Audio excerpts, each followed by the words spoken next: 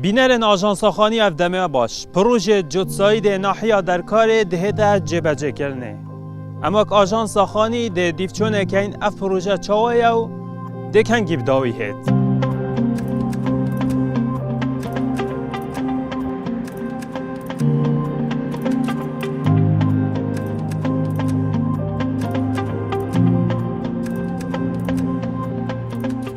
دیزیتر بیت انجام دادن راستی بوی خلکی چه جبر قطابی و جبر هاتنو چون زاخو چون که منطقه دوره که سر بزاخو و هاتنو چون و زوره یعنی گلک جارا هاتنو چون و زیادتر لیتید پشتی ماهی که دیگه چه بیش برگشتی را ریکا شران شواراجی هندی داور یا خوشتر بیت و دیتر بیت و پروژه لیابن طبعا دی چطور بیتن راستی جهد از خوشی کاری که گله جوانه انشالله نخشل جهد ما اینجیش گیری که حتی مثلا بچه باتی فی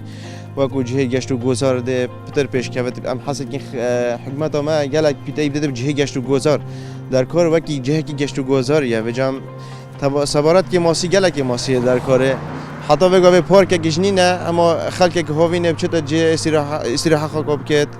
بهنا خالی ودت اول جشته همین در کار نینن مگل جارو دخوازی کرد حتی نکش کسی برسما من نداره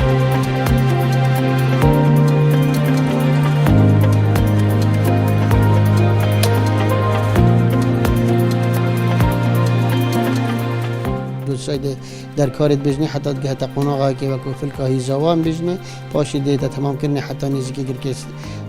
گرک سندی قناعه دوی کفت خدمت داخل کده با پروژه 3 میلیارد و 400 میلیون سر بودجه حکومت هرم کردستانی هر واسه هندک پروژه دیجی گری دایم آوه و بکهربه و هاد نجیب بچه کردن دو پروژه گشت و گذاری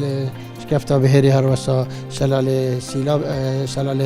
شرانش هم بجن بر نیاسه او جی برد ماهی که